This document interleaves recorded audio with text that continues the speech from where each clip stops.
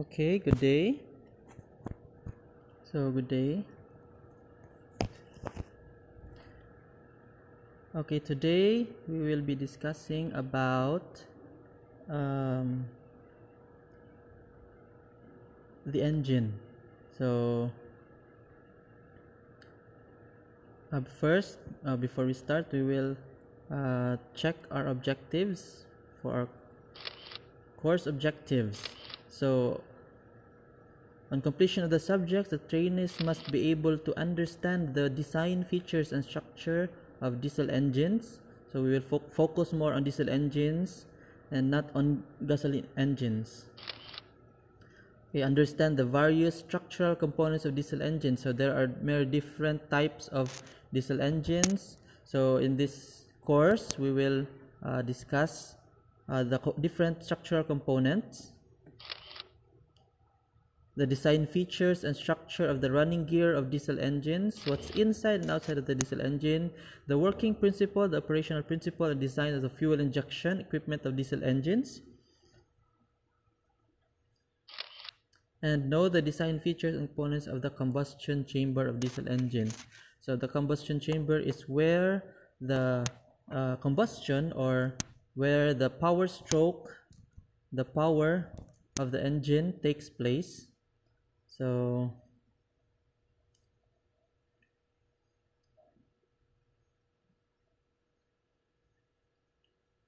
okay. So module 1, manage the operation of propulsion plant machinery. So as you can see in the picture, so the one with the red circle with an arrow, a red arrow, is the marine engineer. So on board ships, you will encounter these engines. So ganito kalalaki yung mga makina na makikita nyo, na i-maintain nyo. Tapos, so, para bigyan kayo ng idea kung gaano kalaki yung makina ng mga barko. So as a marine engineer, so you should have a vision or an idea of how big the engine might be on board ships. So ganito kalalaki. So this is a, how many cylinder?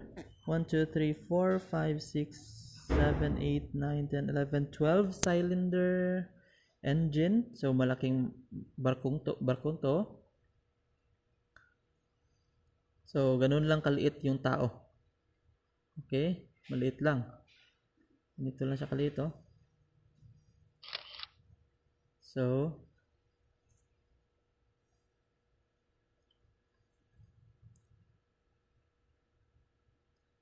So bed plate, or ito ang pinaka foundation ng makina. So the diesel engine, the bed plate yung nasa ilalim niya.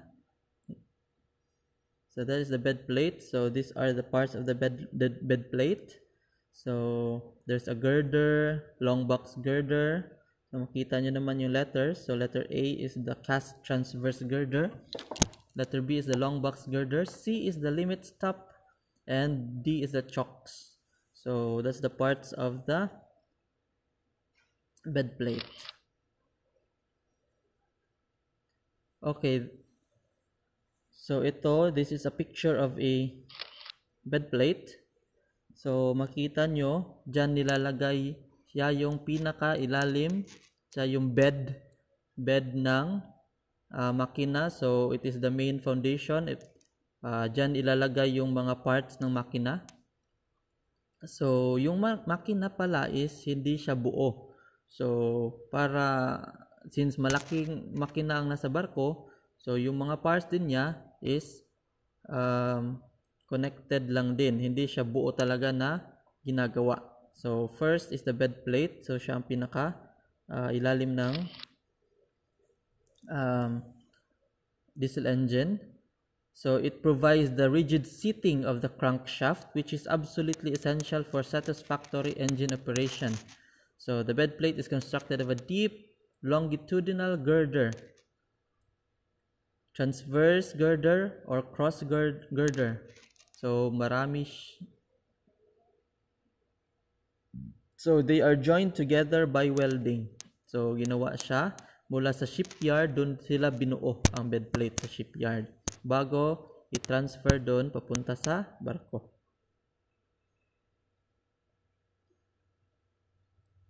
Okay, next. So this is a bed plate. So there are many parts of the bed plate. May mga foundation bolts. So makikita natin yung green na color na yan. Yan yung tinatawag ng tie rod. So isa yan sa nagko-connect sa bed plate at sa ibang parts ng makina.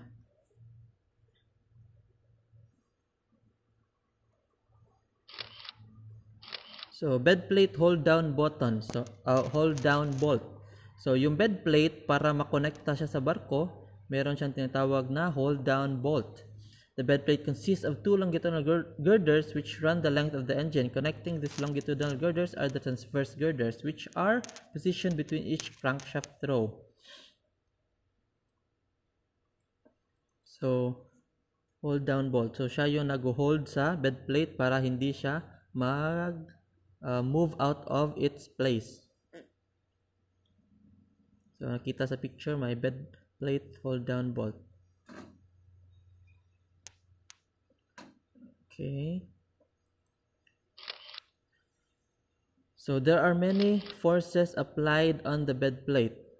So kailangan yung bed plate mo rigid or maganda yung quality ng pagkagawa.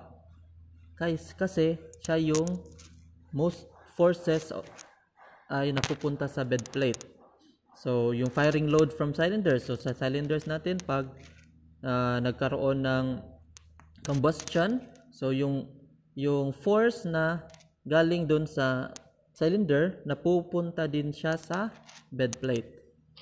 So yung side thrust from guide faces, so meron tayong guide faces na yung mga side forces ay napupunta din sa bed plate. Unbalanced inertia forces at the running gears, so sa mga running gears, yung mga di natin yung mga forces, yung iba unbalanced pa, napupunta lahat din yan sa bed plate. So the weight, so yung bigat ng whole engine structure ay napupunta din sa bed plate. Yung torque reaction from propeller, so yung pag-ikot ng propeller ng barko, yung torque na nag-create niya, pati yun, yung force na yun, napupunta din sa bed plate.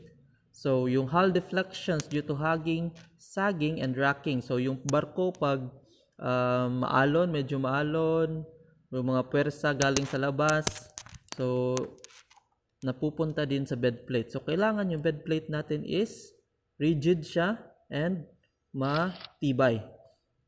Mga vibrations ng barko, kahit ano-ano pa, shock loading.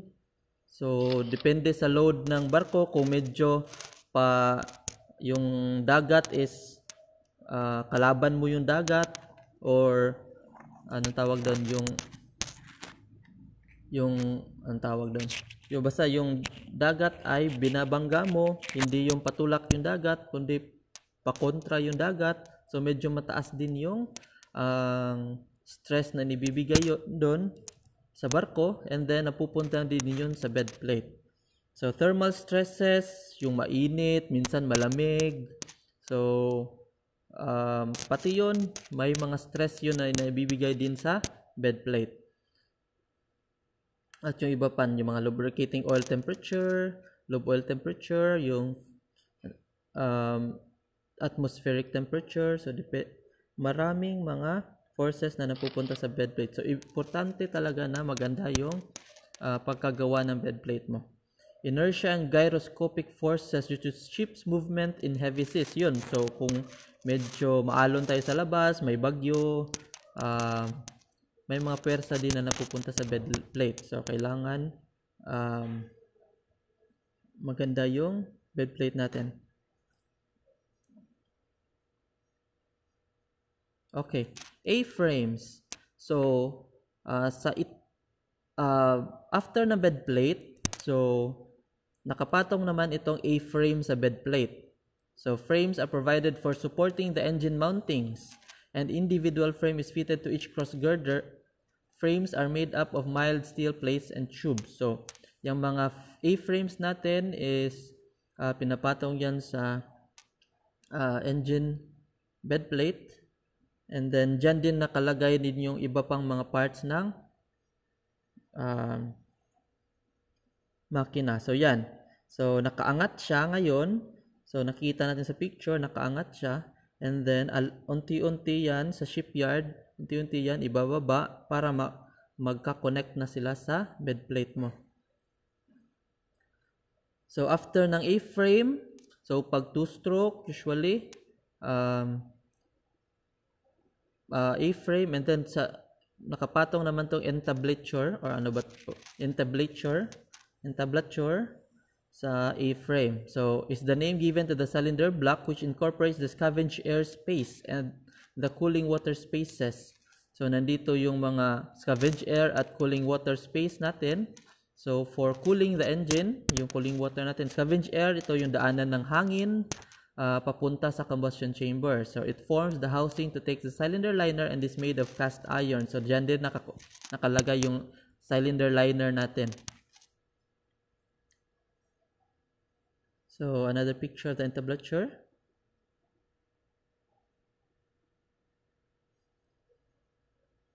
So nakita natin ngayon yung bed plate. So tingnan natin sa picture. So yung bed plate, nakapatong sa bed plate ang A-frame. And then yung A-frame, yung entablature nakapatong sa A-frame. So yung tatlong yan is connected by a long bolt or tinatawag natin na tie bolts.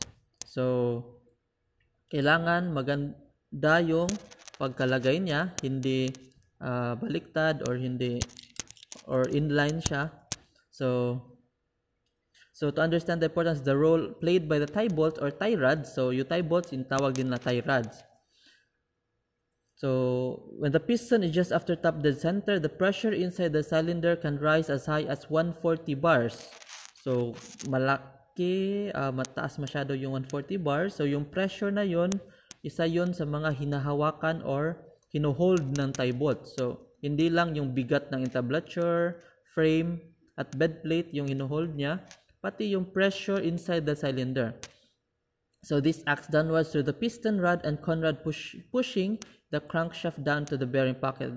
At the same time, the pressure acts upwards trying to lift the cylinder cover. So tinutulak din niya pataas yung pressure na nabubuo natin sa combustion chamber, tinutulak din pataas yung sa cylinder head.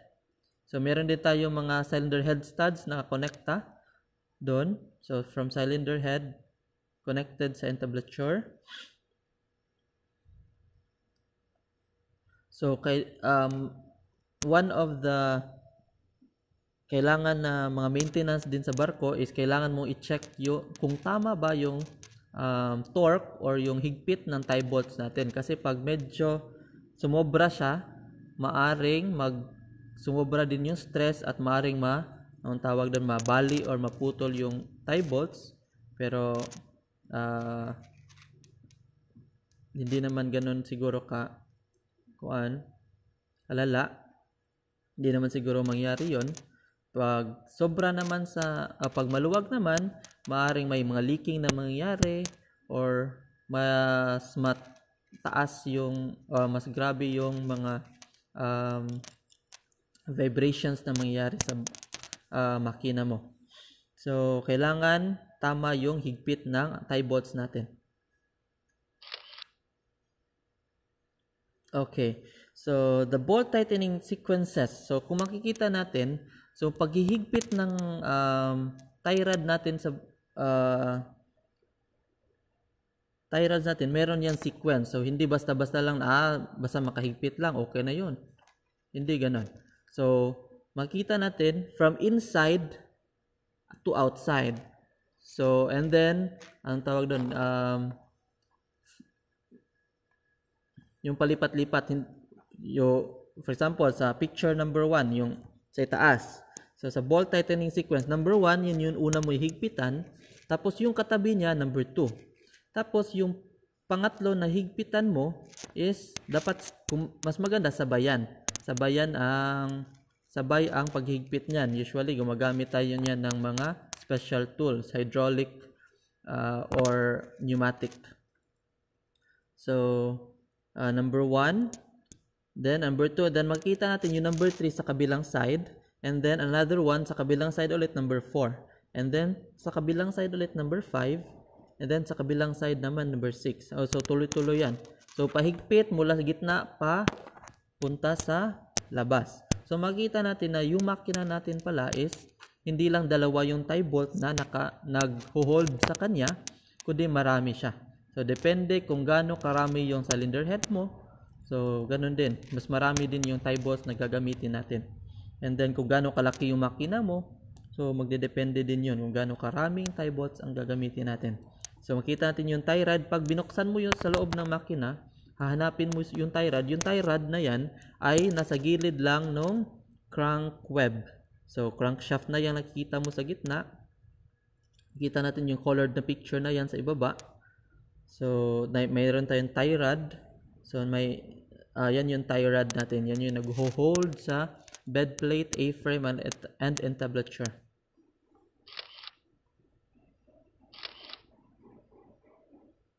Okay. So as you can see, yan na yung makina natin. So that's the entablature. Yan yung liner. So yung mga bilog na yan na parang cylinder, yan yung tinatawag na liner. So cylinder liner. So dyan sa loob ng liner na yan, dyan yung combustion, dyan magaganap yung combustion. So cylinder block and entablature. So sa cylinder block, the entablature is the name given to the cylinder block which incorporates the scavenged air space and the cooling water spaces. So it forms the housing to take the cylinder liner and is made of cast iron. The castings are either for individual cylinders which after machining on the mating surface are bolted together to form the cylinder beam, or they may be cast in multi-cylinder units which are then bolted together. So pwede siya isang buong multi-cylinder unit, or pwede rin siya tag-iisang kada cylinder liner.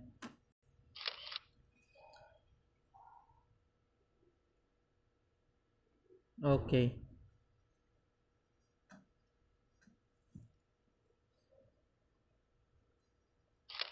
So arrangement of main bearing caps. So the main bearings are inserting type removal shell bearing. The main bearing shells are made of steel and lined with white metal at the working surface. So the back of shell is machined such that when fitted in housing, it is pressed with an interference fit. The bearing surface is lubricated from the force feed system. So kadalasan sa barko natin is forced lubrication yung ginagamit na lubrication para makapasok siya doon sa mga maliliit na butas. So hindi splash type yung lubrication ng mga main engines natin. So forced siya. Pinipilit niya talagang ipasok sa mga maliliit na butas at sa mga bearings natin para hindi masira. So yung main bearing natin is medyo maluwag yan, pero pag i-fit mo na yan, or maluwag mo yan, medyo buka yan, and then pag i-fit mo doon sa loob, mag-form siya na saswak talaga siya sa ating crankshaft. So lubricating oil is supplied at the center and then to bearing side pockets. The rotating shaft draws the oil in the clearance space and then to the bottom of the bearing. So mayroon yung mga shaft natin, mayroon yung mga butas na pwede yung daanan ng langis. So habang umikot ang makina, pumapasok din yung langis sa loob ng mga bearings natin.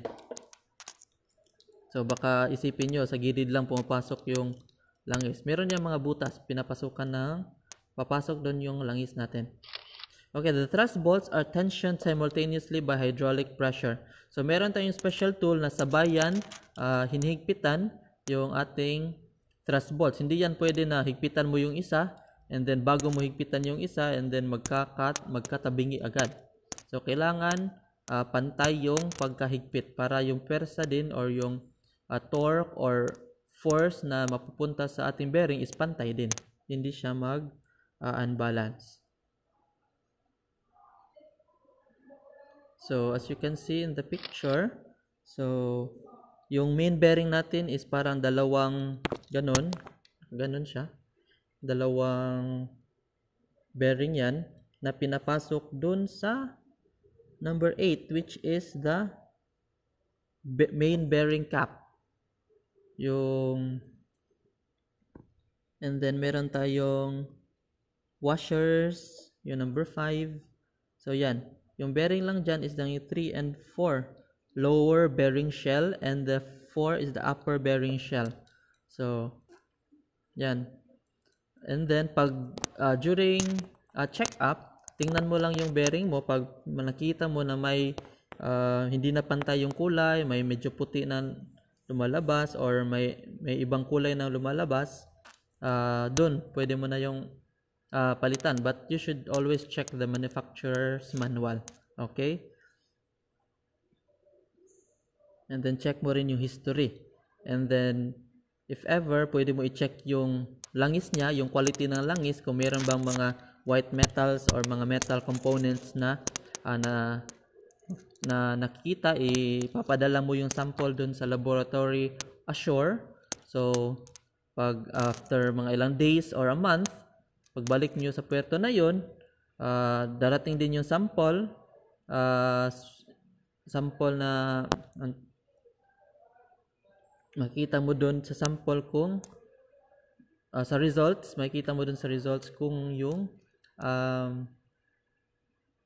kung meron bang metal na from the main bearing. Kasi iba yung metal ng main bearing, so iba yung metal ng ibang parts na makina. So makikita mo talaga kung yung mga metal na nakuha mo sa langis is from the main bearing ba siya, or from saan siya galing na part ng makina.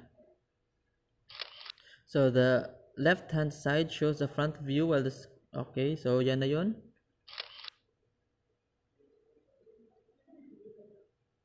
So kung makita mo, bearing natin is shell type. So shell lang siya, dalawang shell. So constructed in 2 parts for ease in fitting. So mas madali siyang ilagay, ipasok, and then mas madali siyang for lubrication, operational convenience. So mas maganda siya, and then mas madali mo siyang palitan. Tapos maliit lang siya, maliit lang yung papalitan mo. Hindi tulad nung pag buo siya, pag nasira, yung buo talaga yung bibilhin mo, 'di ba? So yan, pag yan lang ang nasira, edi yan lang ipapalitan mo. Maliit lang. During maintenance, pag nalagpasan niya yung running hours niya, so kung ano lang yung kinabit mo, doon lang yung kailangan ng palitan. Kahit walang gas-gas yan, kahit okay pa yan, basta nasa running hours na kailangan palitan mo talaga. So papalitan mo yan. Yan lang kaliit. Hindi ka na magbabayad o bibili pa ng malaking pyesa, 'di ba?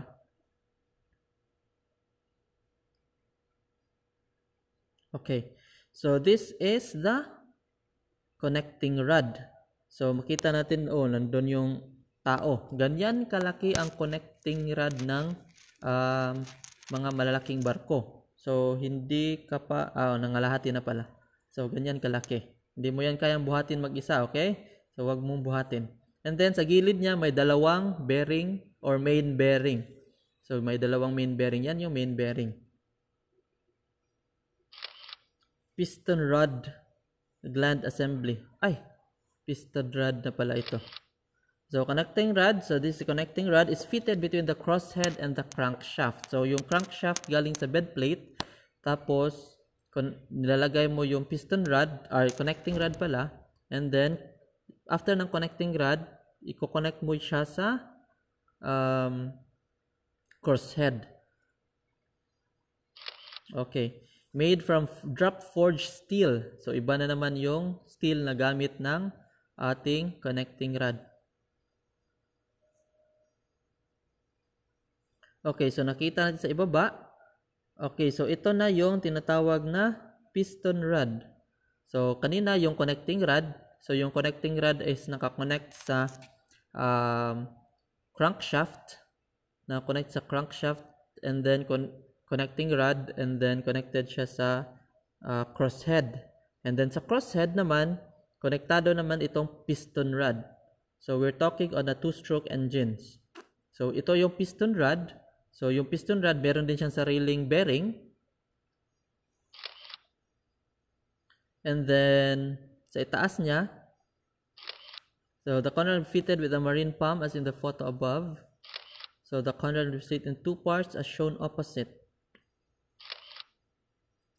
So connecting rod pa pala ito. So sa itaas niyan, doon natin i-connect yung piston.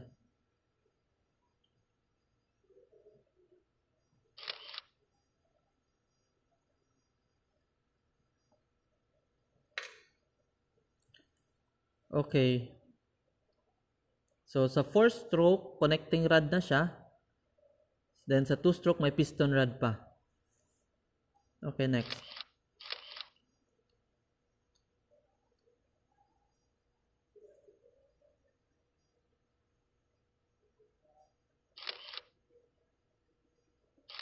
Okay, next. Ayaw mag-next. Okay, arrangement of turbochargers and air coolers. So, based sa picture, okay, wait lang ha. Okay, by turbocharging an engine, the following advantages are obtained. So, these are the advantages. Bakit kailangan natin ng turbocharger? Kasi nung sa unang panahon, yung mga makina is walang turbocharger. So, ang tawag doon is naturally aspirated engine lang. So, what are the advantages of having a turbocharger? So first, it increases the power of an engine of the same size. So kung may makina ka na, for example, yung makina mo is 1,000, ganito kalaki yung makina mo na walang turbocharger. Pero pag nilagyan mo siya ng turbocharger, yung laki ng makinang to na for example, ito ay 500 kilowatts yung kaya niya. Yung 500 kilowatts na ganito kalaking engine na walang turbocharger is kaya mong paliitin into mga ganito na lang siguro. So mas maliit siya kaysa ganyan. Okay? So mas pinaliit mo siya pero same pa rin yung power na nakikreate niya. For example, yung power niya is 500 kilowatts. So ganun pa rin yung power na nakikreate niya, 500 kilowatts, pero mas maliit yung makina. Why? Because it is the power it create is given by nagko-compress kasi yung turbocharger ng hangin. Then the more volume of air that you put inside the combustion chamber, the greater the power that it creates. So ganon. So kahit mas maliit yung makina mo, pero paras pa rin yung power na na-create niya dahil sa turbocharger. So yung turbocharger is malaki talaga advantage na nabibigay noon sa makina. Next, the reduced specific fuel oil consumption. So mechanical, thermal, and scavenge efficiencies are improved due to the less cylinders, greater air supply, and use of exhaust gases. So yung fuel oil consumption mo is napapalesen mo kasi dahil sa turbocharger. So yung hangin na yung combustion, after ng combustion, nagkakaroon ka ng exhaust gases, tapos yung exhaust gases na yon, pwede mo pa siyang i-utilize. So, yung iba, ginagamit sa economizer. So, to create more power sa ating barko. So, sa economizer naman, nagka-create siya ng more steam. So, yung waste niya is nagagamit mo pa. So, nare-reuse. Okay, the third is thermal loading is reduced due to shorter, more efficient burning period for the fuel, leading to less exacting cylinder condition. So, mas maraming volume ng hangin na inaibibigay mo sa combustion chamber natin, the better yung burning period, or mas efficient yung burning period ng ating fuel. So, mas madali siyang masunog kasi mas maraming volume of hangin. Pag compress ng piston is mas mataas yung pressure na create niya, and then pag inject mo ng fuel, pag mataas ang pressure, mataas ang temperature. Pag inject mo ng fuel, edi sunog agad. So, mas maganda pag may turbocharger. So, makita natin sa picture na yan, from the turbocharger, yung turbocharger natin is umiikot lang siya gamit yung exhaust na galing sa combustion natin. So, nakita natin yung pulang tubo na yan or pulang lines na yan. So, yan yung waste natin na waste gas. So, yung waste gas is nagagamit pa natin pagpapaikot ng turbocharger. And then, yung sobra pang waste gas, pwede pa natin gamitin for heating yan. Okay? And then, pag ikot ng turbocharger, syempre, sa kabilang side naman ng turbocharger, hihigop din siya ng hangin. So, yung turbocharger natin is dalawa yung side, the waste gas na side, and the air inlet na side. So, hihigop din siya ng hangin na mas compressor side niya. So, magko-compress siya ng hangin habang yung sa kabilang side naman is pinapaikot niya yung turbocharger. So, wala kang kuryente ang ginagamit dyan. So, sobrang yung waste gas lang. Okay, so after pagpasok ng air, kinocompress niya. Pag-compress niya, since nagiging volume, nakukompress mo yung hangin, syempre, iinit siya. So, before siya ipasok sa combustion chamber, palamigin muna natin sa air cooler. So, pinapalamig muna natin para sa air cooler para mas maganda, mas maraming volume ng air ang pwede natin ipasok. Okay, so volume of air is increased, pinapasok sa combustion chamber, aangat yung piston, and then magko-compress nung volume na air na yon, kinocompress pa niya lalo, tapos pag kinompress mo yun lalo, mas tataas yung temperature and pressure dun sa loob, and then pag inject mo ng fuel, dun, combustion agad.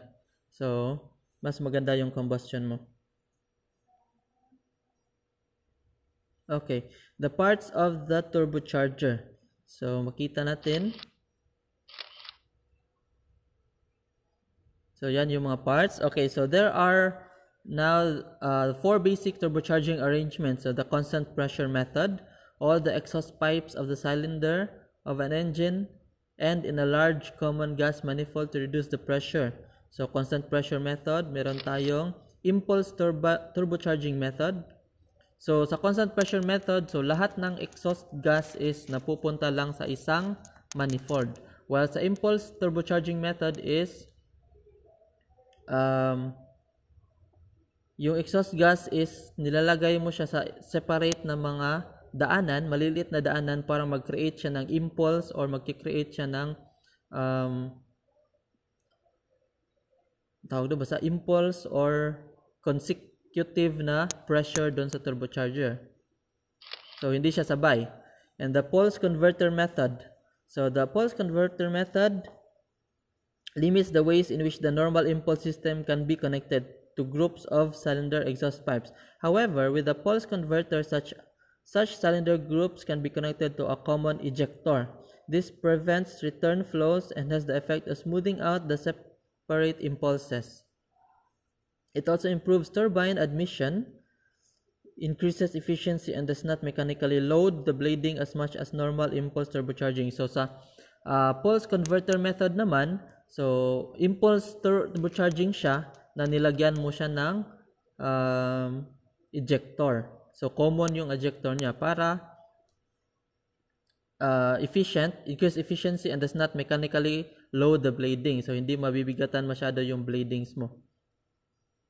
And then the multi-pulse method.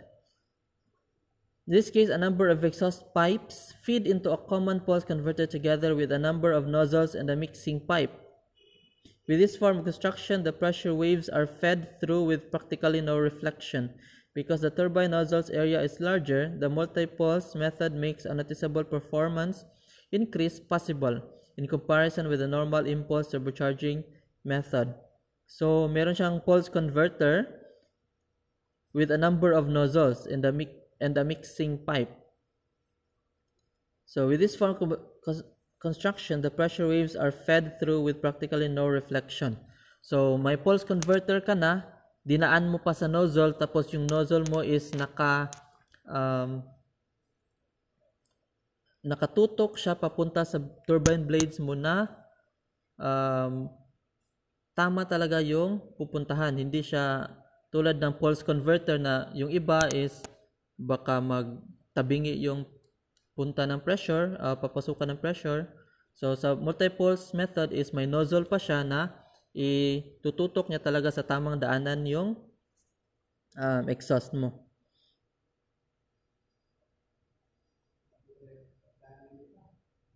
Okay, so additional the charge air cooler. So makita natin sa picture natin, single stage charge air cooler for 2-stroke engine and 2-stage charge air cooler for 4-stroke engine. Okay, the charge air cooler is an important device fitted in all turbocharged diesel engines to reduce the temperature of the charged air before its entry to the engine in order to increase the efficiency of engine.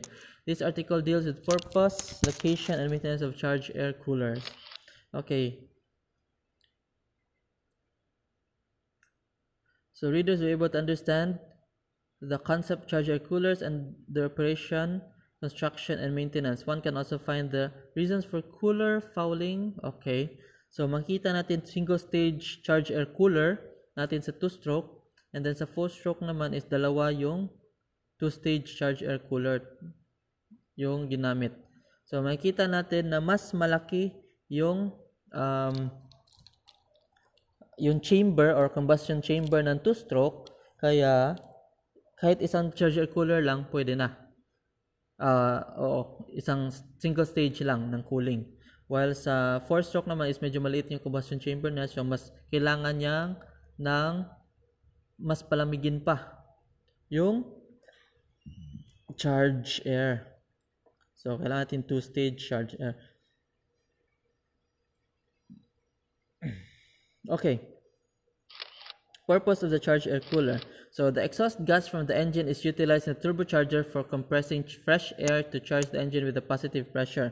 So nakita natin yung sa orange side, yung exhaust gas niya, yun yung magpapaikot sa turbine side ng turbocharger. While sa kabilang side naman, pag umikot yung turbine side, syempre ikot din yung compressor side kasi isang shaft lang siya. Pag ikot ng compressor side, higop siya ng hangin papunta sa ng fresh air papunta sa ating charge air cooler. This compression causes the temperature of the air to increase. So sa compressor side pa lang, pag nag-compress ka ng air, syempre, iinit yung hangin mo. Which thus can be fed direct. So, kailangan natin. So, hindi siya pwedeng ipasok agad sa makina kasi medyo mainit na siya. Tapos, pag nilagay mo pa siya sa, kinompress mo pa, lalo pa siyang iinit. At pag sumobra naman yung init, hindi naman maganda yon. Too much thermal stress naman yun sa makina. So, kailangan natin i-limit yung ating temperature. So, kailangan sa operating limits lang niya. Hindi dapat sumobra sa operating limits niya. So, kailangan, thus, a cooler that bring the air temperature back to near ambient condition is fitted in the engine. So, kailangan natin palamigin siya ulit. When the air is hot, its density is less and thus the mass of air charged into the engine is less when compared to the mass when the air is cold. So, yung volume na pwede mo pasok sa combustion chamber is mas maliit lang ang volume na pwede mo ipasok pag mainit na siya kaysa pag pinalamig mo siya, so mas malamig, mas marami yung hangin na pwede mo ipasok. Okay, pag mas marami yung hangin na pwede mo ipasok, mas mataas ang pressure na i-create niya. Tapos pag bigay mo ng fuel, combustion chamber, syempre maganda yung pressure na na-create niya, yung power stroke na na-create niya. Thus, the charge air cooler improves the charge air density and its temperature. So, density, volume, and temperature, yan yung na-improve natin pag gumagamit tayo ng charge air cooler.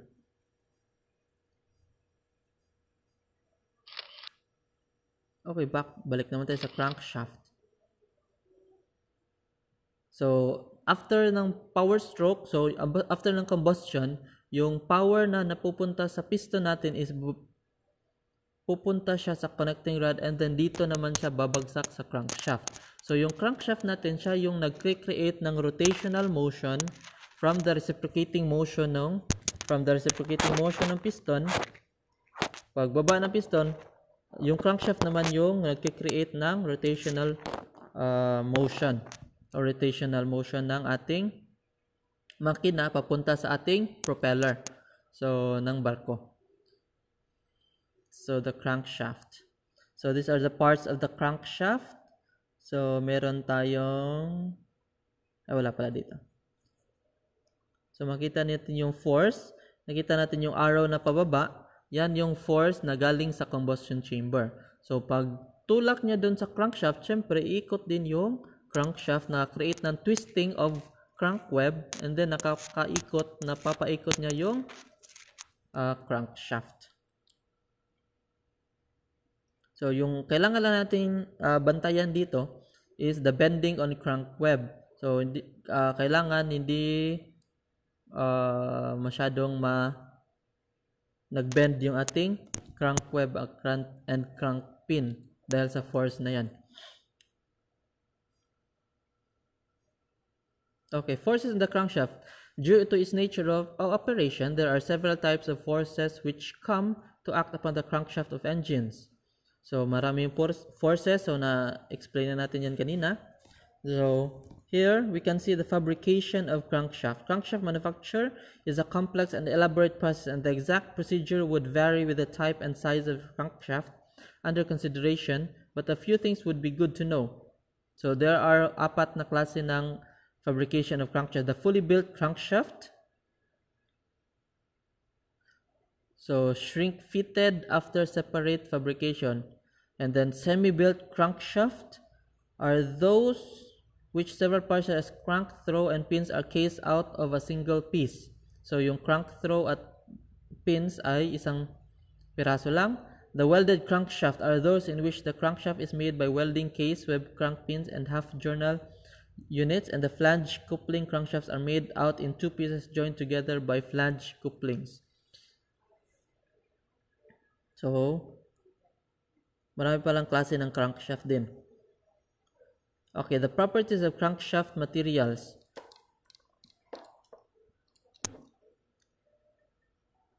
So, kailangan yung ating crankshaft must be hardened to resist wear of journals and crank pins, must be tough to carry load, must be rigid to resist bending of the shaft. So, ang pinakaayaw natin mangyari sa ating makina is yung mag-bend yung crankshaft.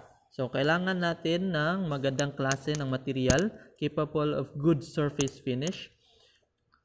Bearing line alignment. Kailangan may alignment yung mga bearings natin para hindi siya mag-bend.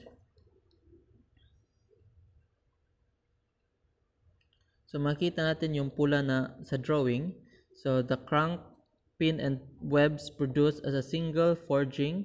So, yan yung mga single forging na kadalasan sa ating mga main engine sa barko. So, So, this is the camshaft naman. Okay, main bearing muna.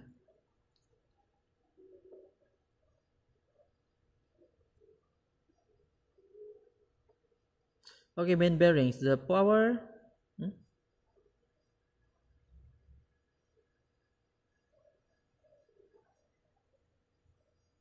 Okay, main bearings. So, ito yung mga main bearings natin. It must be anti-friction resistant. It must be of anti-corrosive type. So, good running in and grinding in ability. Good load carrying capacity. So, kailangan talaga maganda yung ating mga main bearings kasi ito yung nandito na pupunta yung mga frictional force galing sa pag-ikot ng ating crankshaft at pagbaba ng ating piston and connecting rod. Must not react with the lube oil. It must have thermal resistant property to avoid any damage in case it's running hot. So, kailangan din maraming kailangan sa ating engine bearing. So, types of bearings, the flash layer, nickel barrier, lead bronze, steel back, and gudgeon pin bearing. So, yung mga bearings pala natin is meron siyang maraming layers. So, hindi siya isang layer lang. So, meron siyang flash layer, nickel barrier, lead bronze, steel back, and gudgeon pin bearing. In the four-stroke engine is usually made of lead bronze. So, may mga layers yan. Kita natin sa una.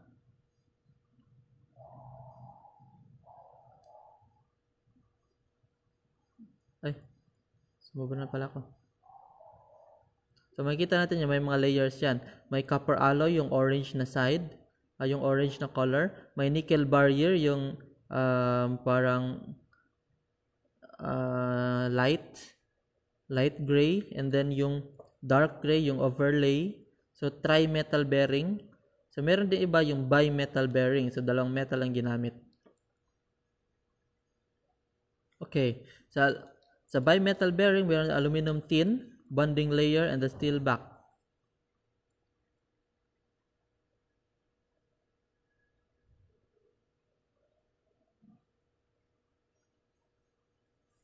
So worn main bearing. So makita natin na may nag-discoloration siya. Yung isang side is medyo may gas-gas na, medyo pumuti na siya, and then medyo darkish yung iba, and then may brown pa. So that's a sign of a worn main bearing. So kahit na maliit lang na gas-gas, malaking bagay na yan. So wag nyong hayaan na mangyari yan sa inyong main bearing. So crankshaft bearing should always be replaced when you're rebuilding an engine because the bearings are a wear component. So isa yan sa mga wear component, so kailangan mong palitan yan. So mas mabuti pang magpalit ka ng maliit na main bearing kaysa magpalit ka ng isang buong makina. Or the worst case pa, magpalit ka ng isang engineer. So ikaw ang papalitan kaysa yung main bearing ang papalitan, di ba? Okay, heat, pressure, chemical attack, abrasion, and loss of lubrication can all contribute to deterioration of the bearing. So marami tayong aspects na pwedeng cause ng pag-deteriorate ng ating mga bearings. Yung heat, nag-overheat yung makina mo. So too much pressure sa lube oil or too much pressure sa loob ng makina.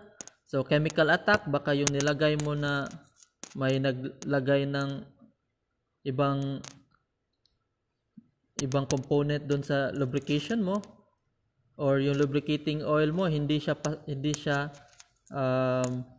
tama doon sa paggagamitan. Baka yung ginamit mo doon is cylinder oil, tapos lubrication oil pala yung kailangan. So there are many things to consider. So consequently, when an engine is rebuilt, new bearing should always be installed. So every time major overhaul ka or mag dry docking, so palit talaga yan. Kahit na walang gas-gas yan, palitan mo na. So it's better, mas maganda maintenance ang ganun kaysa mag-antay ka na masira kahit bago mo palitan. Okay, so makita natin there are many layers sa ating bearings, and then makita din natin yung sa picture sa ibaba na yung bearing niya is nag-crack na. So pag palitan mo yung bearings, so these are the steps. So main engine thrust block. So ano yung thrust block? So thrust block is the one na nagko-connecta doon sa shaft propeller. So yung propeller mo sa labas ng barko, konektado sa shaft niya. Then yung shaft ng propeller is naka-connected sa thrust block. At yung main engine din naka-connected sa thrust block. Hindi siya connected direct na yung from main engine na crankshaft, konektado agad yan sa propeller. Hindi. Kasi in case na magpalit ka ng propeller, syempre palitan mo na rin yung buong shaft pati yung crankshaft mo kasi isang linyada lang sila. So to prevent that, to minimize na malaki yung magagasto mo pag nagpalit ka, so meron tayong thrust block. And then for easier installation din, para hindi ka mahirapan mag-install ng ating propeller, kailangan separate yung connection niya. So meron lang siyang thrust block na nagko-connect sa kanilang dalawa. So the thrust block is also known as the tilting pad bearing, or often the Mitchell bearing, after its inventor Anthony Mitchell, an Australian mining engineer. The main engine thrust block is responsible for the efficient transmission of the engine's power to the propeller and ensuring the control of torque and propeller shaft alignment from the thrust block to the stern tube. So maraming gamit din yung thrust block natin. So pag ikot ng propeller, nakaka-create siya ng thrust force na patulak. So pinablock yung thrust force na yun ng ating thrust block. So kaya tinawag siyang thrust block. Okay, the main engine thrust block. The structure under the thrust block is reinforced with steel plates and I-beams above and inside the double bottom tanks or cofferdams. The thrust block consists of a housing which contains a number of wedge-shaped white metal pads with generous helical oil grooves cut into them. The pads are arranged and fixed around a steel support, holding them against a machine collar on the drive shaft. So kahit dun sa thrust block, meron pa ring connection or coupling dyan, connection ng shaft. So hindi talaga direct yung shaft papunta sa thrust block. So the bottom end bearings. Okay, makita natin sa taas, piston, connecting rod, big end bearings, big end upper half, big end lower half, rod markings. So the bottom end bearings or the bottom end bearings of the connecting rod or the main bearings, big end bearings. So connecting rod. So ito yung connecting rod natin. The connecting rod is fitted between the crosshead and the crankshaft. Okay, it transmits the firing force and together with the crankshaft converts reciprocating motion to a rotary motion.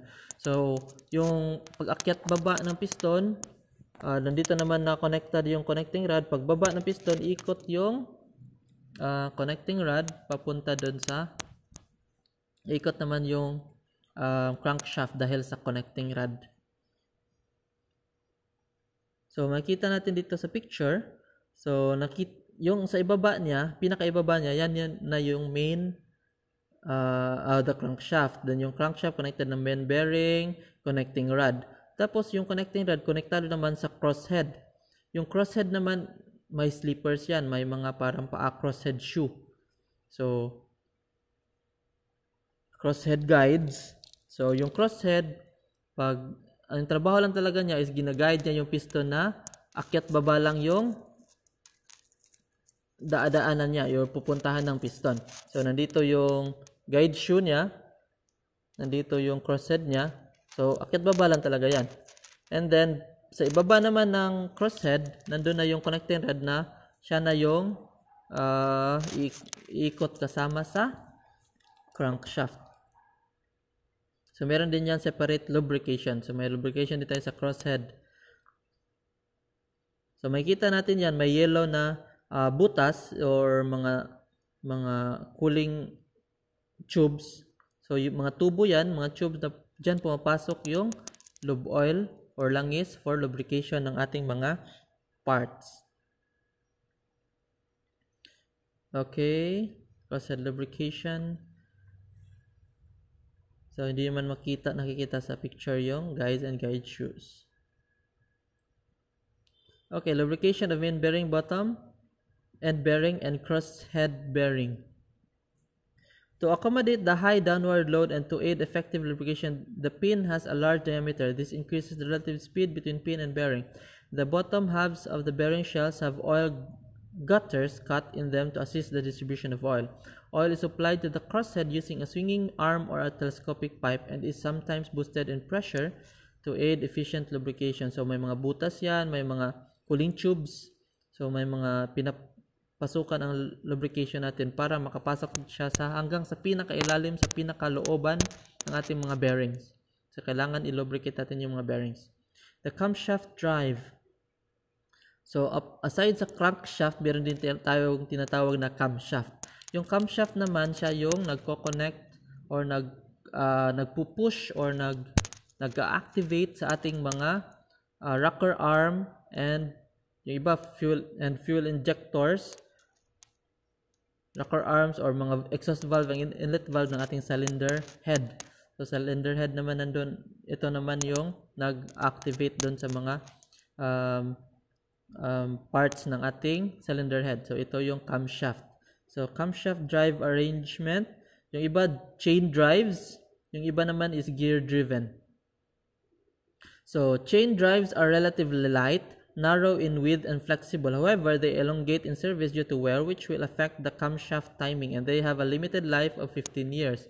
So, yung mga chain drive natin is limited lang yung lifespan niya. Tulad ng gear type na medyo mas rigid, mas mataas, mas mahaba yung kanyang life expectancy. So students sometimes have difficulty in visualizing the effects of the elongation of a timing chain on the timing of the camshaft. This model may help in understanding what happens. So it should be made clear from the start that timing chains do not stretch. The factor of safety is too high. However, they wear on the bushing and rollers and that causes elongation and thus a change in the pitch of the chain. So ang disadvantage lang ng chain natin, chain drive ng mga camshaft, is tulad ng mga motor, pag yung mga chains natin sa ating motor, 'di ba? Pag kalaunan ang tawag doon, nagninipis.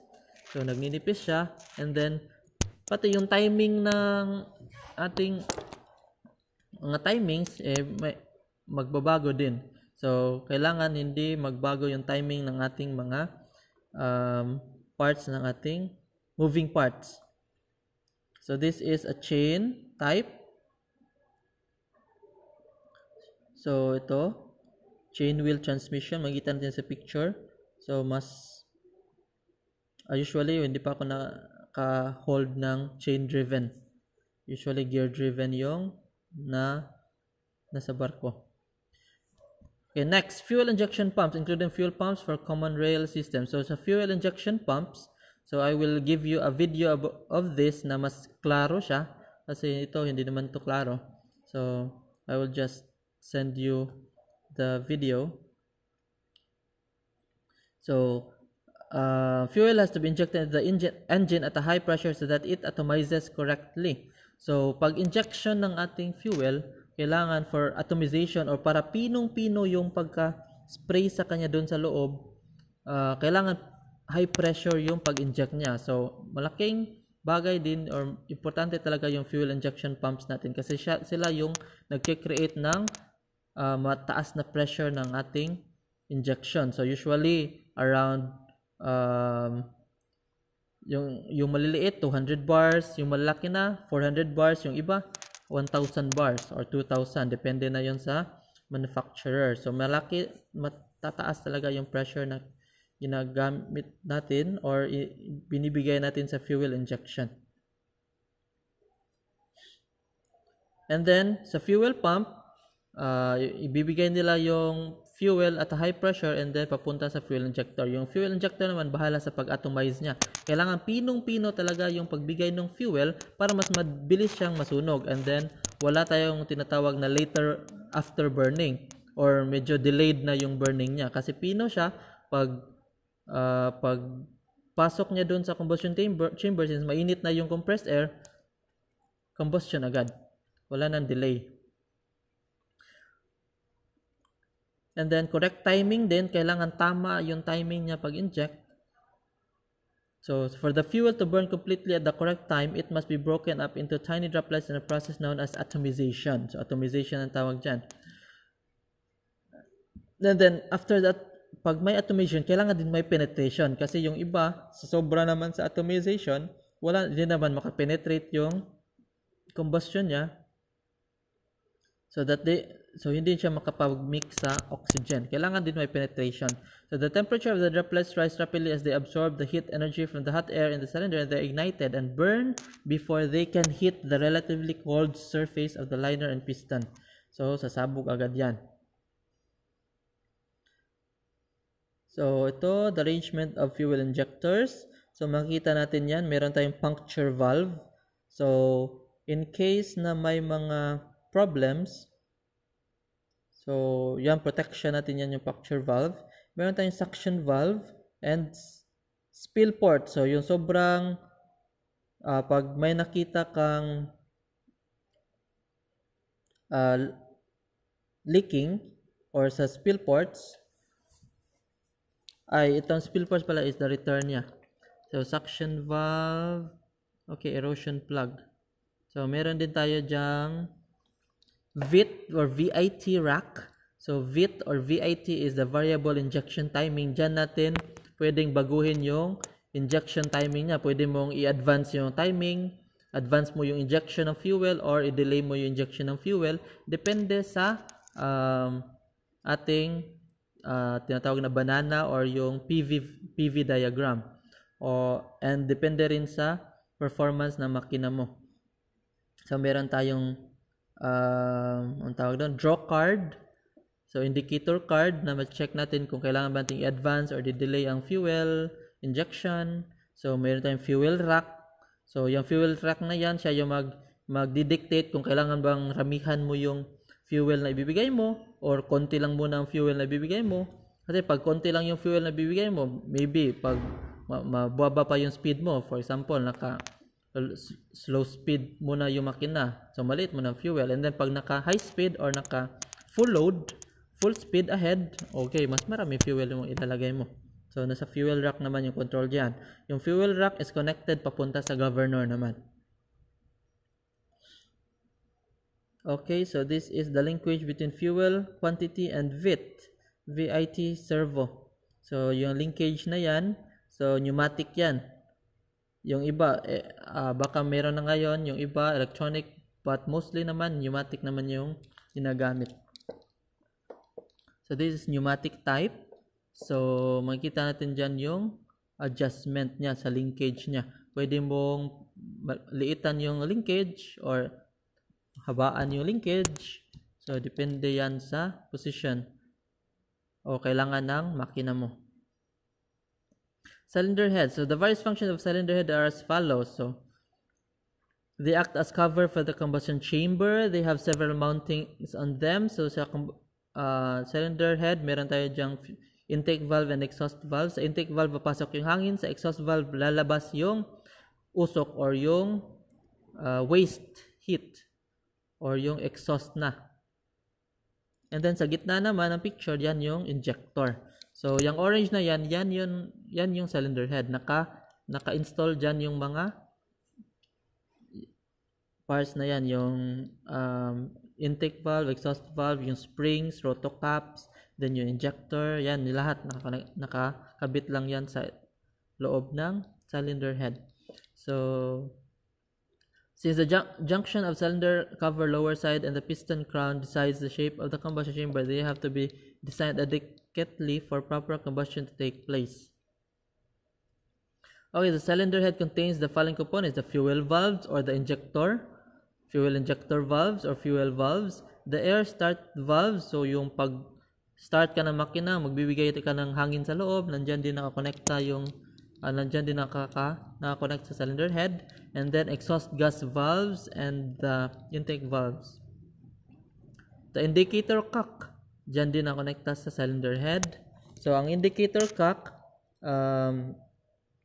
dalawang purpose ng indicator cock: to enable indicator cards to be taken. Pwede kang kumuha dyan ng indicator cards or yung mga values niya, pwede mong kunin dyan sa indicator cock, and then gamit din siya to pag nag-air blow ka ng makina. So para lumabas yung mga unwanted mo sa loob before ka mag-start ng makina, mag-air blow ka. So indicator cock din ginagamit.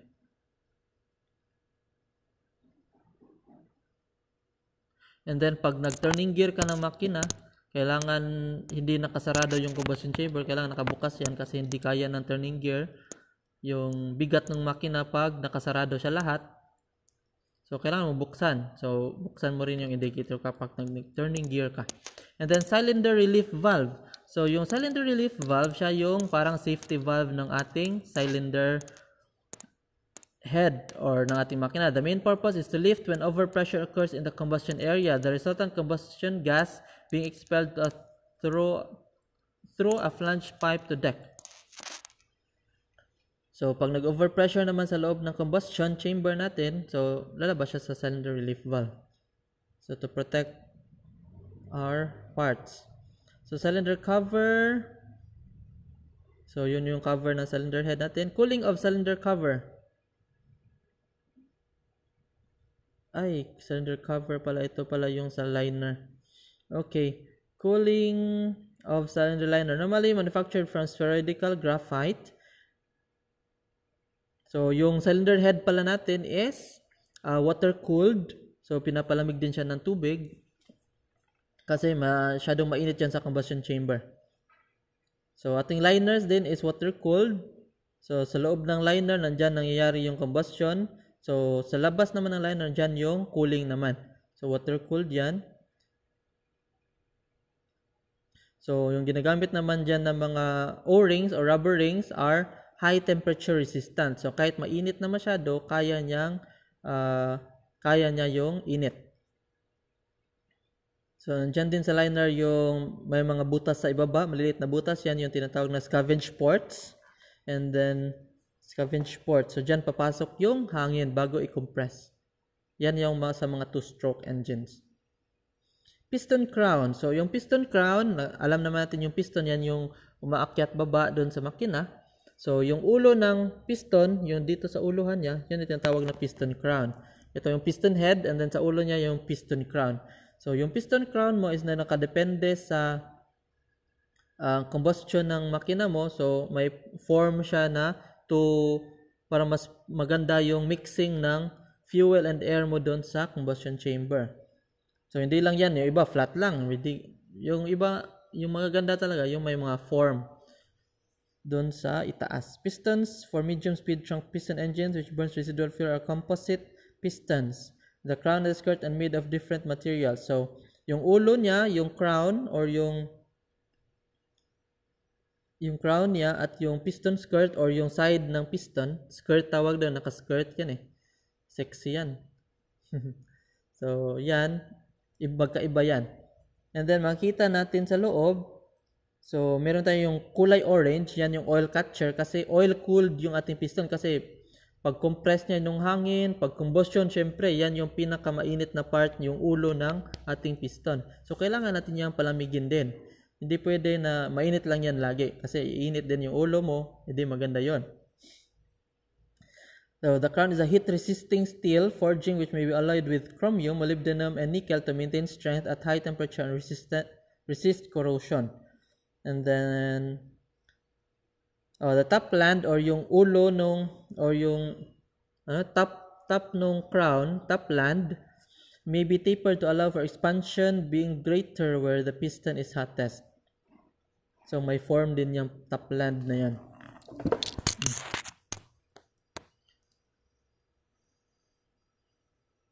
So, the piston assembly. So, may piston pin siya para konektado yung piston head mo, konektado doon sa yung piston head mo at yung piston rod mo, dapat konektado siya using the piston pin. Dito may piston pin yan. May yung yellow ang kulay. Makikita niyo sa picture. Yung yellow ang color, yan yung piston pin. And then may circlip yan para malak siya, hindi matanggal yung piston pin. Yung circlip ang nag-hold naman. Then connected na yan sa piston rod. Properties of piston crown material. So, nakita yung parang maitim na yan. Yan yung piston. So, actually, malaki yan. Parang 3 taong nagpapatong-patong. Ganyan yan kahaba. Kasama na yung piston rod. Mahaba yan for 2-stroke engines. So, makita naman natin sa ating piston. So, yung piston na yan, nakita natin yung itim. Diba, may parang 3 linya dyan, 4 na linya. O, yung linya na yan, yan yung tinatawag na piston ring. So, may mga rings yan. So, yung piston ring na yan, 3 at, usually dyan, 3 or 2 piston ring. And then, yung pinakailalim yan is the oil ring. So, dyan naman yung oil cooling para sa piston lubrication para pag akyat baba niya, swabe yung akyat baba niya, yung piston. So, yung piston ring, yan yun ang nagkakreate ng seal para yung hangin na kinocompress mo ay hindi makalabas or pumunta, hindi makapasok doon sa ilalim. So, naka-compress siya, naka-seal. So, may sealing dyan sa gilid ng piston para hindi mag-leak yung compressed air mo. So, yan yung gamit piston ring. Then, corrosion resistant. Kasi usually yung combustion natin is very corrosive yan dahil sa pagsabog dyan, may mga chemicals na nangyayari, may mga chemicals na nabubuo, so corrosive yan. So to prevent that, kailangan corrosion resistant din yung mga materials na gamit natin. Okay, so piston ring function. So the top compression ring is located at the first ring. And then yung pressure na nakikreate ng combustion chamber, yan, pati yan, sinisil din yan ng ating mga piston ring. So kailangan matibay yan. So dalawa yan, yung iba tatlo pa gamit na piston ring para sure talaga na walang magli-leak. Okay, geometry of our combustion chamber. So makita natin diyan sa picture na sa gitna yung fuel injector, nasa gilid yung valve. So papasok yung hangin sa valve and then mag-inject. So the parameters being investigated include the following. While manufacturers are already achieving emission reductions through modifications of the combustion chamber, it is believed that there are additional changes that may provide further improvements in the emission control. So, dahil sa SOx and NOx natin, air pollution, so we should improve our emission control. So the shape of the chamber and the location of injector. Yung ibang injector nga is tabingi yung pagkalagay, ganyan. Yung iba, dalawa pa. Yung iba, tatlo pa. Tatlo yan. Naka-slant yung pagkalagay. Para then yung holes din ng injector, yung iba, naka-slant din. Para pag-inject niya, tamang-tama yung pasok niya doon sa combustion chamber. Makita din natin sa piston, yung ibang piston is may parang groove sa gitna. So, medyo malalim siya. Para doon mangyayari yung mixing of the air and fuel. So, iba pang mga tinitingnan natin for emission control improvement, the reduced cervix volume, or crevice volumes, and the compression ratio. So, exhaust valve and cooling arrangement. Sa two-stroke naman, yung exhaust valve nasa taas, yung intake niya or scavenge port nasa ibaba ng liner. So, separate siya. Di tulad ng 4-stroke na yung intake and exhaust valve nasa taas lahat. So, our exhaust valve is hydraulically driven. So, makikita natin yung yellow color na yan. Yan yung hydraulics or oil. Hydraulic oil. Tapos, yung green na yan is the hydraulic pump. So, yung pump na yan is inactivate na ating cam. Pag ikot ng makina, iikot din yung cam. And then, depende sa timing niya, pag malapit na siya sa ilong ng cam or yung cam nose, tutulak niya yung bola sa ilalim ng hydraulic pump para ma-push yung spring. And then the hydraulic pressure na sa taas naman is mapupunta doon sa ating exhaust valve and then itutulak niya yung exhaust valve pa-open. And then yung gamit naman niya automatic, may air spring naman siya, air supply, na siya naman yung babalik sa piston palagi sa kanyang close position. So, yung hydraulic nag-open, yung air supply naman yung nagko-close. So, meron tayong air spring piston. So, may air spring dyan na magbabalik sa valve pasara. And then, meron tayong valve rotator para umiikot din yung valve habang nagbubukas-sara yan. So, bukas-sara, ikot, bukas-sara, ikot, umiikot yan habang nagbubukas-sara para yung valve seat niya, nakita nyo dyan, yung valve seat niya is hindi siya magka-create ng mga carbon deposit. So, umiikot din yan. So, habang bumabagsak, angat-bagsak yan, umiikot din. So, parang hinahasa niya rin yung gilid niya, yung valve seat. Or hindi naman hasa yan, para lang ma-prevent yung carbon deposits. And then, makikita natin na yung may blue color. So, yung ating cage ng ating valve or exhaust valve is water cooled yan. So, pinapalamig yan ng tubig. So, in case na yung valve seat natin is mabiak due to some mga maintenance, kamali siguro sa maintenance or may hindi na maintain ng tama. So, pag nasira yung valve seat na yan, yung tubig na for cooling is pwede yan pumasok sa combustion chamber. Sa lahat ng combustion chamber, nangyari na yan sa akin. Sa barko namin, so yung third engineer, medyo nahirapan. Yun pala, kasi biglang pumara yung aming generator. So, buti lang, generator lang, hindi main engine. So, yung generator pumara, tatlo naman generator, so may nakadalawa pang naka-standby, so okay lang. So, yung isang generator, yun pala na maybe sa during maintenance ng tappet clearance siguro. So sa tappet clearance natin, baka nagkamali lang sa isang valve na sobra siguro sa higpit or sobra sa luwag, and then so maybe sobra sa higpit yon, and then yung valve niya, mali yung pasok ng valve, mali yung pagbaba ng valve at nung pag-angat ng piston, maybe ibang ganun nangyari, at then nabali yung exhaust valve, and then natamaan yung valve seat, tapos nung natamaan ng valve seat, lumabas yung tubig, yung cooling water, nabasa lahat ng combustion chamber, pumasok pa sa ibang side ng makina dahil isa lang yung ating exhaust manifold. So, nandun, pumasok lahat ng tubig, pumara yung makina. So, yung ginawa namin, major overhaul, palit lahat ng, hindi pala palit, linis lahat ng kailangan linisin, pinalitan yung mga nasira, and then, kabit.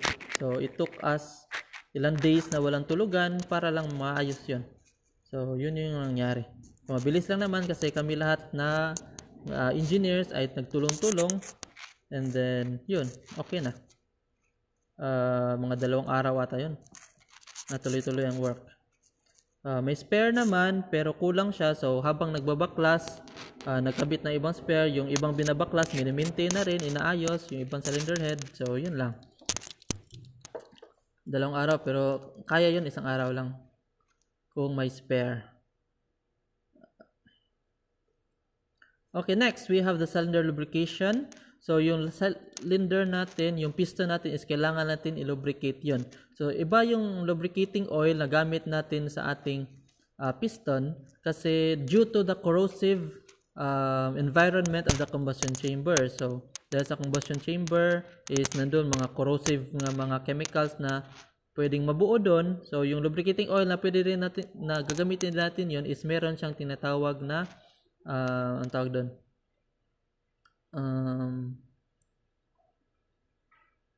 nakalimutan ko tawag. Ang tawag doon is TBN. Okay, TBN ang tawag doon, or total base number. Meaning na habang nag-lubricate siya sa piston na akyat paba, nag-neutralize din siya sa chemical, nag-neutralize din siya sa combustion chamber. Kasi dahil sa acidic property ng combustion, so kailangan natin yung pinapasok din natin ng lubricating oil is mayroon siyang alkaline property or pang neutralize ng acidity.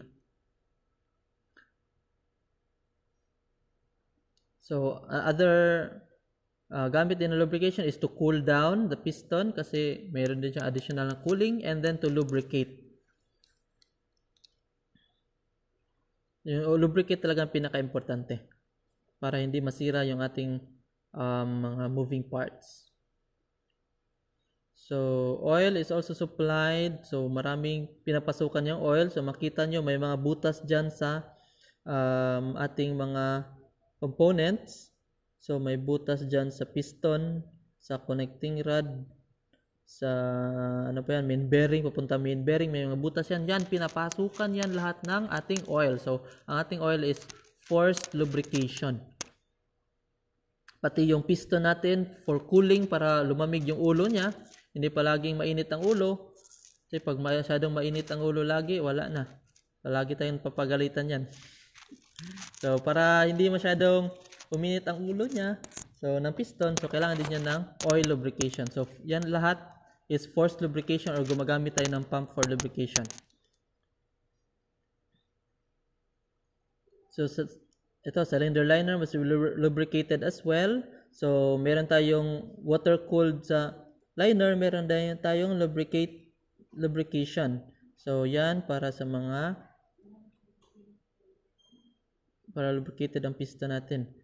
Okay, the three main concerns with bearing lubrication are, so pag hindi maganda yung lubrication mo, ito ang pwedeng mangyari.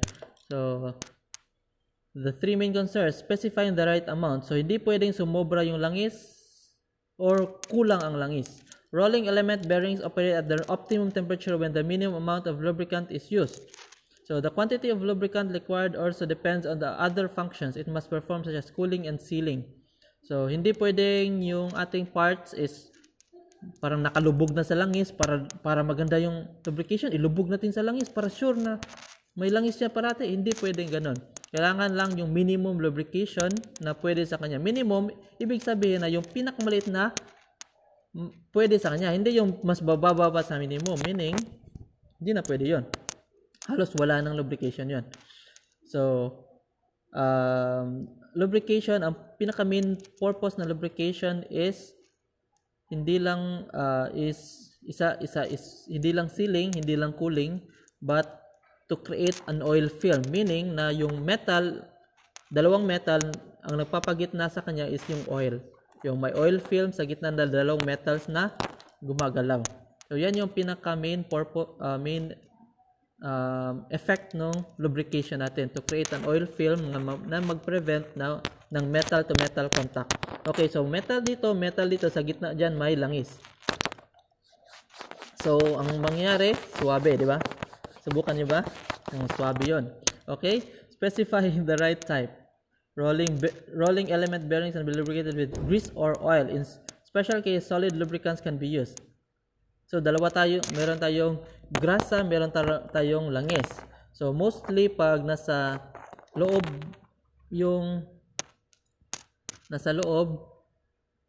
internal yung ating lubrication, usually oil yung ginagamit. Tapos pag nasa labas naman, hindi pwede yung oil kasi pag mabasa ng ulan, yung oil, alam mo naman, mawawala yung pagka-lubrication niya.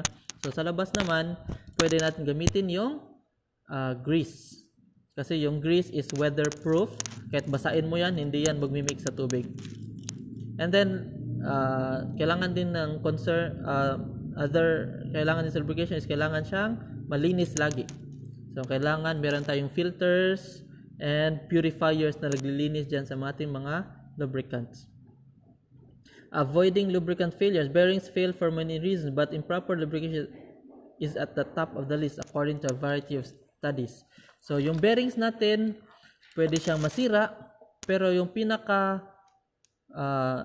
unang dahilan ng pagkasira ng bearings is the lubrication, improper lubrication. Improper lubrication, 40 to 50%, 25 to 30%, 20% reaching the natural fatigue limit, less than 10%.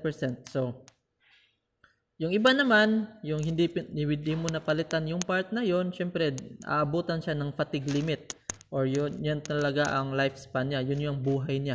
Ganun lang, hanggang doon lang siya. Kahit na maganda yung maintenance mo, kahit maganda yung langis mo, maganda lahat. Pero yung material mismo, hanggang doon lang yung kaya niya. So, matanda na siguro. Kaya, di na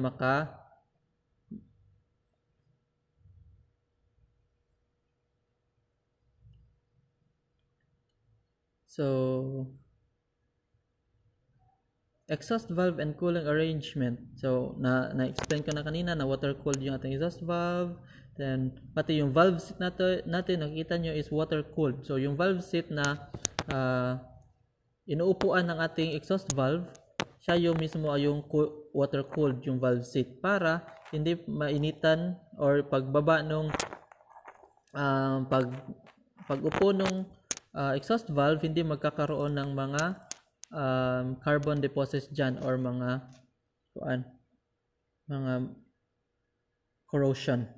So, kinukool din natin yun. Minsan, sa sobrang init din ng exhaust valve, pag nakatama siya ng mainit din na bagay, edi masisira. So, water-cooled ang ating valve seat. So, the exhaust valve parts, we have magsimula tayo sa ibaba. Meron tayong the valve seat. So, ating valve seat is water-cooled. Yan yung inuupuan ng ating exhaust valve pag naka-close siya. Kailangan din na maganda yung seal or maganda yung lapat ng ating exhaust valve at nung valve seat natin para hindi mag-leaking yung ating combustion.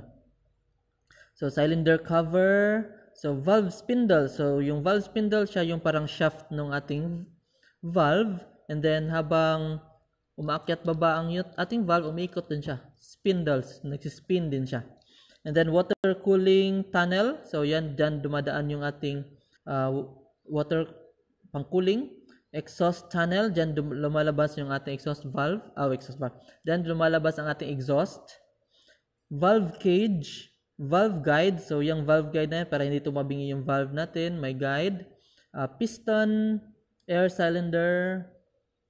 So air cylinder, so yung hangin na mag-close sa kanya, and then oil cylinder para sa pag-open niya ng hydraulic oil.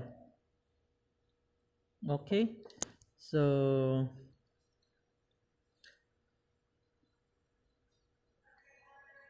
cylinder liner,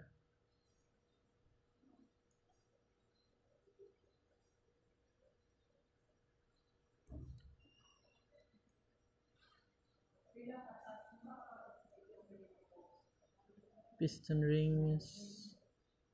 Okay, the piston rings yung nasa gilid ng ating cylinder, ang ating piston. So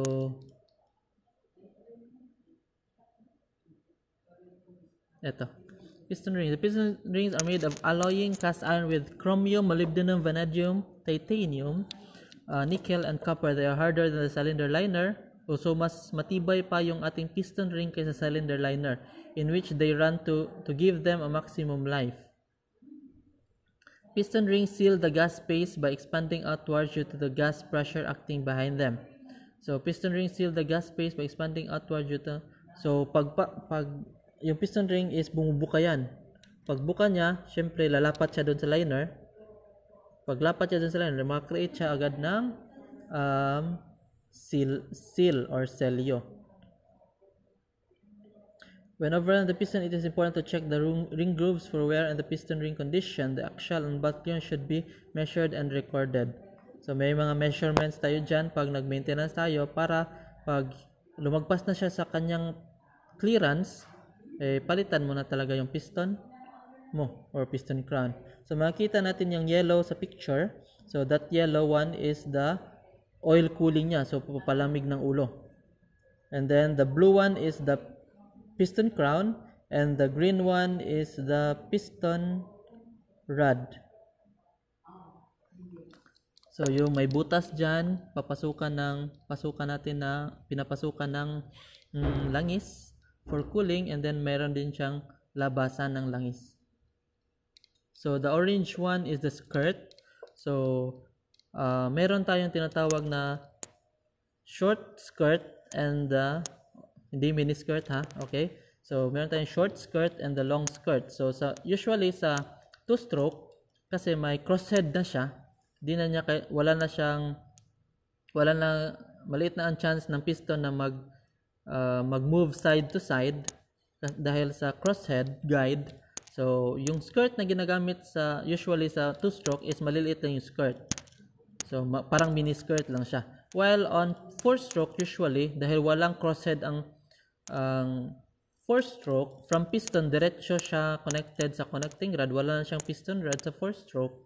So they incorporate a long skirt. So parang mas mahaba ang skirt niya para yung movement niya pa sa gilid or yung sideward force niya is inaabsorb yun ng skirt. Okay, this is the piston. So there are the top compression ring, second compression ring, the oil ring rails, expander space. So ito naman yung piston na to, it has 2, 4, 5 rings naman. Ring grooves, piston skirt. So yan yung piston skirt, yung parang yung short niya, head of the crown or ulo niya, piston pin na nag-connect sa ating connecting rod at sa piston head. Okay, so makita natin sa picture na pinapasok nila yung piston sa makina, sa liner. And then, yung nakikita nyo na piston is kalahati lang yung nakikita nyo. Yung kalahati niya nakapasok, nandun na sa loob. Okay? So, baka sabihin nyo, maliit lang yung piston. Mahaba yan.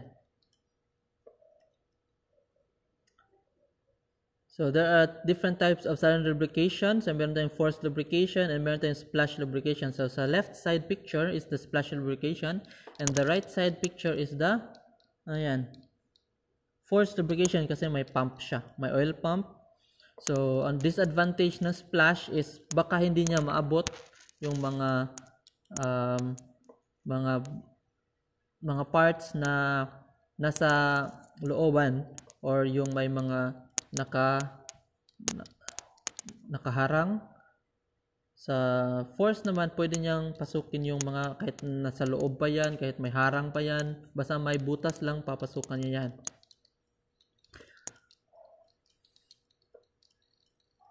Okay, so that's hanggang dun muna yung topic na to.